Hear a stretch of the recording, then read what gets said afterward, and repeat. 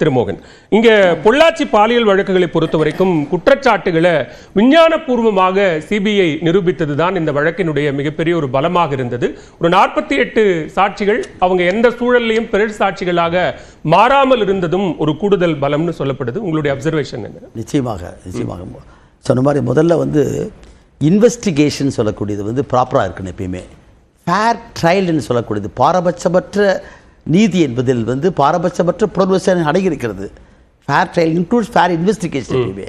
ஆகவே இது சொன்ன மாதிரி நக்கீரன் கோபாலிலிருந்து தொடங்கி மக்கள் இயக்கங்கள், எல்லா கட்சி இடதுசாரி இயக்கங்கள் மற்றவங்களாம் தொடர்ந்து நடத்தின போராட்டங்களும் அதை தொடர்ந்து வந்திருக்கக்கூடிய தலைமை வீட்டை போட்ட பணம் தான் இது சிபிஐக்கு போனது. இன்னும் சொல்ல போனால் உயரதிகாரி ஒருத்தர் ஒரு பெண்ணுடைய பெயரையே சொன்னார், எல்லாத்துக்கும் தெரிஞ்சிருக்கும். செக்ஷன் 228 பிரகாரம் அது அஃபென்ஸ், அது யாரும் சொல்லக்கூடாது. அப்படி கூட ஒரு உயரதிகாரியை பேரை சொன்னார்.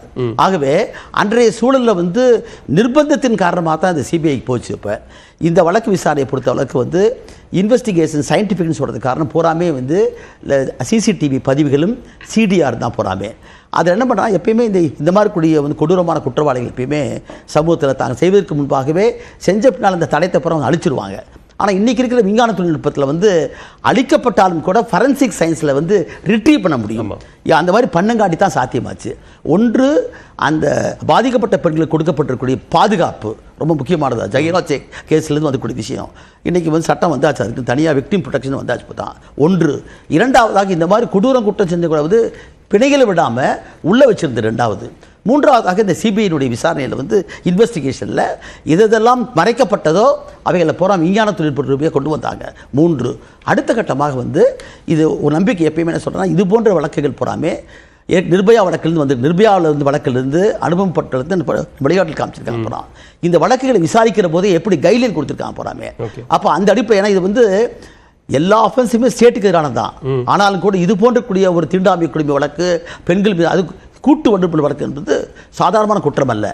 இந்த வழக்கை பொறுத்த வரைக்கும் கைட்லைன்ஸ் மட்டுமல்ல, எப்படி பார்க்கணும்னா இந்த சமூகத்தில் பெண்கள் சமநிலைக்கு பாலின சமத்துவத்தை பேசுகிறவர்கள் நாம் அந்த பாலின சமத்துவத்தை அடைவதற்காக இப்போ தான் கல்வி வேலை வாய்ப்புன்னு போய் வெளியே வராங்க. அப்படி வருகிறவரில் மேட்டுக்குடியை சார்ந்திருக்கிற அதிகார பலம் மிக்கவர்கள், பணபலம் மிக்கவர்கள், அரசியல் செல்வாக்கு மிக்கவர்கள் தான் இவ்வளவு துணிஞ்சு செய்ய முடியும் போறாமே.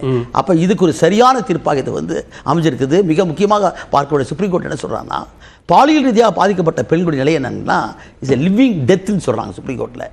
நடை பிணம் அவர்கள். அந்த பாதிக்கப்பட்டவர்களுக்கு அது பாதிப்பின் ஏற்பட்டிருக்கக்கூடிய மன உளைச்சல் மட்டுமல்ல, அதிலிருந்து மீண்டு வருவதே பெரிய விஷயம். சமூகத்தில் பகிஷ்கரிக்கப்படும் மட்டுமல்ல, சொந்த குடும்பத்திலேயே கணவனே பகிஷ்கரித்துருவாங்க. அப்போ அவங்கள ரிலீஃப் மட்டுமல்ல, ரெஹபிலிட்டேஷன் சொல்கிறாங்க. பாதிப்புக்கு முன்பாக எப்படி இருந்தார்களோ அவளை மீட்டு கொண்டு வரதான் அவனுக்கு குற்றம். இப்போ இந்த தீர்ப்பு நாம் நிர்பயா தீர்ப்பு பார்த்துருக்கிறோம், அபர்வர் பற்றி பார்த்துருக்கிறோம், இப்போ சமீபத்தில் மேற்கு வங்காளத்தில் நடந்த கருத்தை பார்த்துருக்கிறோம். அதுக்கப்புறமேலு இந்த ஒரு 6 ஆண்டுகள் ஆனாலும் கூட நீதியின் முன்னால் இப்படிப்பட்ட ஒரு நல்ல தீர்ப்பை வாங்கி தர முடியும் என்பது உண்மையிலேயே மற்ற இது போன்ற கொடிய குற்றவாளிகளுக்கு ஒரு அச்சுறுத்தல், ஒரு எச்சரிக்கை மட்டுமல்ல, இவர்களுக்கு பாதுகாப்பு. நாம் பாலின சமத்துவம் 1000 பேசினா கூட இந்து சமூகம் என்பது ஒரு ஆணாதிக்க சமூகமாக இருக்கக்கூடியது. அந்த பெண்கள் படித்து மேலே நிற்கிறதுக்கு ஒரு பொது வழியில் விளையாடுகிற போது இன்னைக்கு இருக்கக்கூடிய விஞ்ஞான தொழில்நுட்பத்தை பயன்படுத்தி பழகிட்டு அவங்களை கொண்டு போய் வச்சு பண்ணுற விஷயம் பாருங்க, இது முக்கியமானது. இந்த தீர்ப்பின் மூலமாக சமூகத்துக்கு ஒரு எச்சரிக்கை கொடுக்கப்பட்டிருக்கு. அது மட்டுமல்ல, இது போன்ற வழக்குகள் முறையாக கையாண்டால் இது சிபிஐக்கு போகாமல் இருந்தால் என்ன நம்ம சொல்ல முடியாது. போகாமல் அந்த அடிப்படையில் சிறந்த தீர்ப்பு. இதிலிருந்து சமூகத்தின் பார்வையிலிருந்து பார்க்கணும். பெண்கள் முன்னணியில் படிப்பதும் வேலைக்கு போவதும் அதெல்லாம் இன்னைக்கு அவர்களுக்குரிய உரிமை போறாமல். அது மட்டுமல்ல, சமீபத்தில் இந்த தீர்ப்பு பார்த்துருப்பீங்க, மேரிட்டல் ரேப்னு சொல்கிறோம். கணவனாக இருந்தாலும் கூட வன்கொடுமை பண்ணி ஒருத்தரோட ஒரு வைக்க முடியாது. அப்பேற்பட்ட காலத்தில் இந்த மாதிரி பெண்கள் அவர்கள் பழகிற போது இன்னைக்கு உங்களுக்கு இருக்கிற பணபலத்தையும் அதிகார பலத்தையும் செல்வாக்கி வைத்திருக்கக்கூடிய மேட்டுக்குடி இளைஞர்கள் செய்யக்கூடிய கொடிய இது பாருங்க, இது சமூகத்தின் மேல் இருக்கக்கூடிய மிகப்பெரிய தாக்குதல். இது அவர்களை தனிமைப்படுத்துவதில் தான் பெண்களுடைய சமத்துவம் அடங்கியிருக்கு. ரவீந்திரன் பேசும்போது குறிப்பிட்டாங்க, இது குற்றம் சாட்டப்பட்ட குற்றம் நிரூபிக்கப்பட்டிருக்கக்கூடிய குற்றவாளிகளுக்கு ஒரு உச்சபட்ச தண்டனையே கூட கொடுத்திருக்கலாம். அதை தாண்டி இந்த தண்டனை என்பதும் வரவேற்கக்கூடிய ஒன்றுதான் அப்படின்னாங்க. இந்த வழக்கை பொறுத்த வரைக்கும் வழங்கப்பட்டிருக்கக்கூடிய தீர்ப்பை நம்ம பாதிக்கப்பட்டவர்களுக்கான நீதி அப்படின்னு பார்க்கணுமா, அல்லது குற்றவாளிகளுக்கான எச்சரிக்கை அப்படின்னு பார்க்கணும்? தண்டனை என்பதை பொறுத்தளவுக்கு உச்சபட்ச தீர்ப்பு 376D என்பது என்னன்னா கூட்டு வன்புணர்வு. கூட்டு வன்புணர்வாக இருக்கிற போது அதுக்கு உச்சபட்ச தண்டனை வந்து எந்த விதமான ரெமிஷனோ அல்ல பரோலோ இல்லாத இருக்கக்கூடிய வாழ்நாள் சிறை. இப்போ கோகுல்ராஜ் கேஸில் கொடுத்த மாதிரி இறுதி மூச்சு இருக்க வரைக்கும் சிறை என்பது தான் 366D. ஆனால் தொடர்ந்து செஞ்சாங்கன்னா அவருக்கு வந்து தூக்கு தண்டனை தரலாம் இருக்குது. அது 376Dயை பொறுத்தவரை மேக்ஸிமம் பனிஷ்மெண்ட் அதான். மொத்தம் 13 பிரிவுகள் இருக்குது. அதில் வந்து 5 ஆண்டு தண்டனை, 5 மொத்த கவுண்டை பயன்படுத்தி 5, 4, 3 வந்திருக்கு. ஆக 376D என்பதை பொறுத்தவரைக்கும் உச்சபட்ச தண்டனை வந்து இறுதி மூச்சு இருக்கிற வரை வாழ்நாள் சிறை. அது சரியான தீர்ப்பு தான் போகிறாங்க. ஓகே ரவீந்திரன், நிறைய விஷயங்களை குறிப்பிட்டாங்க சசிரேகா. திமுக அழுத்தத்தினால் ஒன்றும் இது சிபிஐ விசாரணைக்கு உத்தரவிடப்படலை. மாறா இப்போ சில வழக்குகளுக்கு சிபிஐ விசாரணை கோருகிறோம், ஆனா அதை ஏன் சிபிஐ விசாரணைக்கு உத்தரவிடலை அப்படிங்கிற கேள்விகளையும் வச்சிருக்காங்க. அதுக்கு முன்னாடி அவங்க வச்சதுக்கு 2 விஷயம். இந்த 2G கேஸ் அதுல சைனி தெளிவா சொல்றாரு. He said his 7-year wait for evidence ended all in vain because the case was based on rumor, gossip and speculation. English தெரியாதவங்களுக்கு தெரிஞ்சுக்கிறதுக்காக சொல்றேன். சைனி என்ன சொல்றாருன்னா, 7 ஆண்டு காலம் நான் காத்திருந்தேன், சாட்சி சொல்வதற்கு கூட ஒருத்தரும் வரவில்லை. ஏனென்றால் இந்த வழக்கு கற்பனா வளமிக்க கிசுகிசுப்புகளில் அல்லது அவர்கள் சொல்வதை போல வதந்திகளால் கட்டமைக்கப்பட்டிருக்கிறது. எனவே இங்கு சாட்சி சொல்ல ஆள் இல்லை, நான் காத்திருந்ததெல்லாம் வீண். இதுதான் அவருடைய ஜட்ஜ்மெண்ட். 1.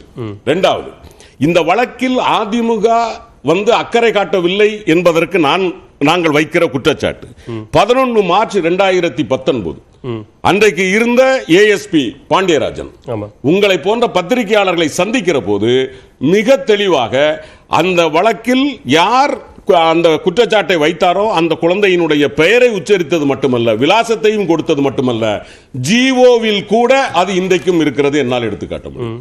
ரைட்? அப்போ அதனுடைய நோக்கம் என்ன? 1. 2வது, அதிமுக எப்படி காக்காமல் இருக்க முடியும் என்பதற்கு இன்னொரு முக்கியமான விஷயம்.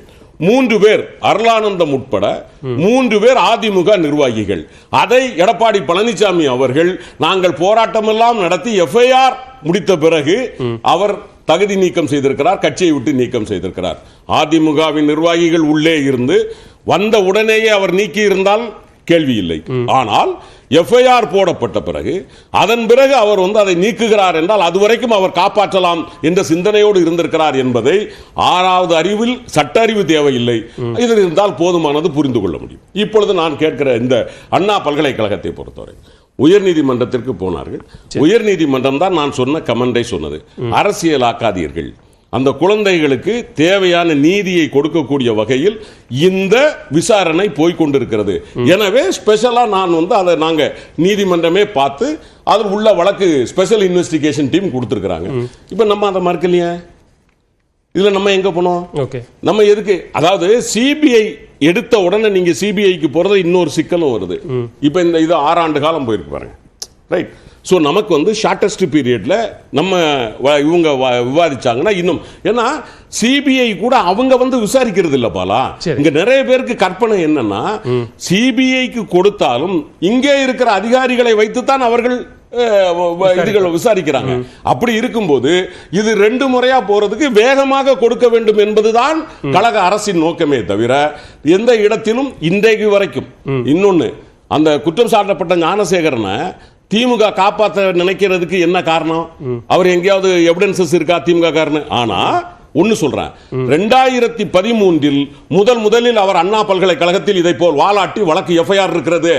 அதன் பிறகு 2016 இருக்கிறது. 2017 பாலா நமது செங்கல்பட்டு பக்கத்தில் 150 சவரனும் டாக்குமெண்டையும் ஏமாத்தியதில் அவரை குண்டர் சட்டத்தில் போட வேண்டும் என்று சொன்னபோது மேலே இருந்து ஒரு குரல் அவரை குண்டர் சட்டத்தில் கைது செய்ய வேண்டாம் என்று சொல்லி இருக்கிறது. அன்றைக்கு காவல்துறையை கையில் வைத்திருந்தது எடப்பாடி பழனிசாமி. அப்படியானால் ஞானசேகரனை அன்றைக்கு காப்பாற்றியது யார்? அவர் முதல் முறையாக அண்ணா யூனிவர்சிட்டிக்குள் வரவில்லை, அது இருக்கிறது. எனவே திராவிட முன்னேற்ற கழகத்தை பொறுத்த வரைக்கும் இது போன்ற சமூக சீர்கேடுகளில் ஒருபோதும் எந்த குற்றவாளியை ஒருவேளை தப்பித்தவரி தெரியாமல் யார் மீதாவது இருந்தால் கூட மாண்புமிகு முதலமைச்சர் தளபதி மு.க. ஸ்டாலின் அவர்கள் பார்வைக்கு வந்த அடுத்த நிமிடம் அவர்கள் மீது நடவடிக்கை எடுக்கப்படும். இன்றைக்கும் எங்கள் ஆட்சியில் அது நடந்திருக்கிறது.